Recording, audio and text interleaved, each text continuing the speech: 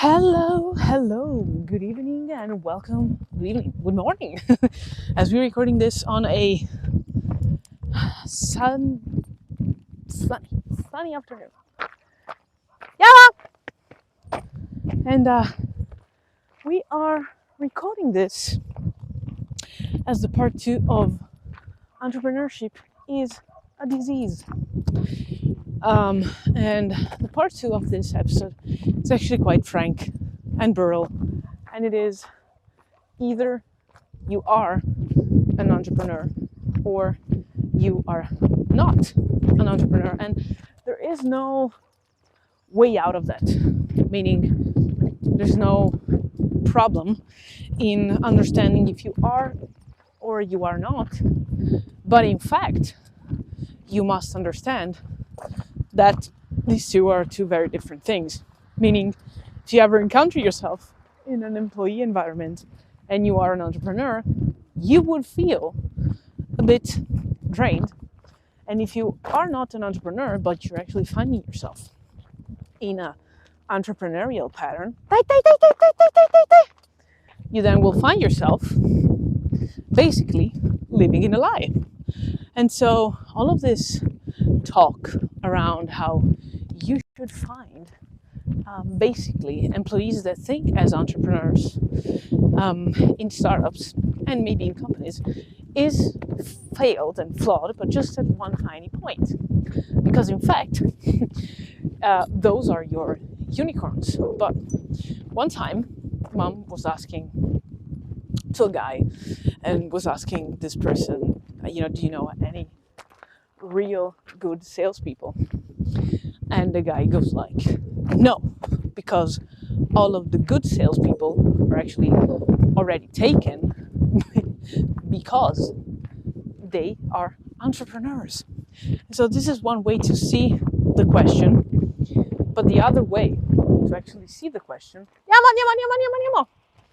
is realizing that you might as well think that you can find good employees that think as entrepreneurs, but you will never be out of the risk that they themselves will actually become entrepreneurs themselves. Andiamo qua! Now, where is the issue with that? Andiamo.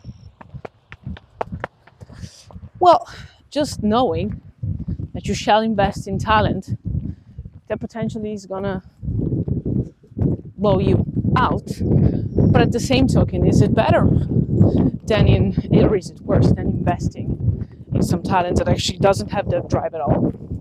So that's also why startups have created this employee stock option thing, so that they haven't invented it, but they use it quite a lot, so that you actually know what you're getting yourself into. Now, does this solve everything? Answer is no. But potentially it really helps out a lot.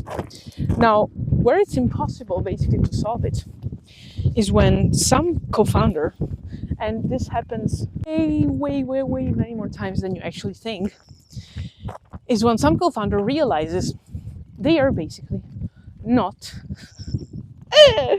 entrepreneurs. And this happens quite a lot. Actually, I think that mom knows basically every other founder that has had this type of problem. And this happens when incentives misalign. This can happen. But it also happens when you find yourself in the tricky spot of a tough moment.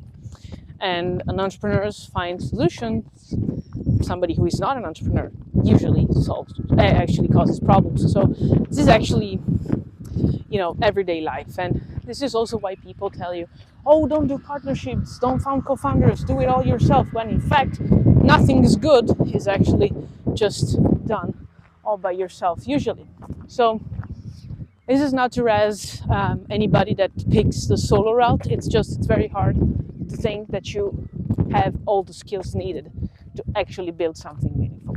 And so it's better to understand that you can find a co-founder that actually has that entrepreneurial drive, rather than just telling yourself, oh my God, I'm going to do this alone. Now, there are just these two types of people. There is literally nobody else. Either you are one or you're not. And I don't mean to say it's good, it's bad. It's just the way it is. And the moment you start realizing that those people exist in the work that you're living, in the life that you're living, you're gonna feel better. Because you'll see them, you get to understand them, you get to know them, and you get to recognize them and know how to behave with them. Now, an example from corp life, for example. Imagine you'll find yourself as an entrepreneur. Now, this happened to Mom actually some months ago. And you'll find a person that says, oh my God, like I want to be an entrepreneur.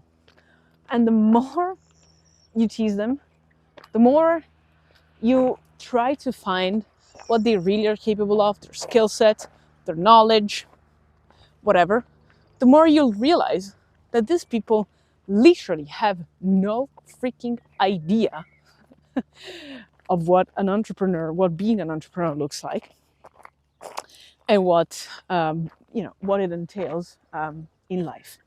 And so, Ambra, die. And so you'll find yourself in the situation in which everything that you've lived as an entrepreneur is actually made of a joke by somebody who is pretending to be an entrepreneur. Now, is there a way for us to be entrepreneurs and not actually be entrepreneurs? Yes. It's probably the status of most. Hey! Vergola! Avanti! Wannabe or potential entrepreneurs. Vergola is just, I'm clogging my face onto cow's shit. It's awful, but I like it. Why? Avanti! And it's just a matter of recognizing them, but there is just one.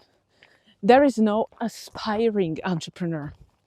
Either you have the bug or you don't. Being a co-founder in a startup doesn't make you an entrepreneur, and probably not even. Yeah, Mom. Being an employee makes you an actual employee, but more so. It probably relates to the leap of faith that you need to make for you to become an entrepreneur. And that is fucking painful. But trust me, if you are one, you will recognize one. There is no other way to say it.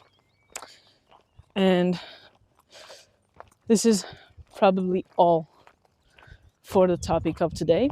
And I will send you lots of kisses, hugs, and a bit of barks.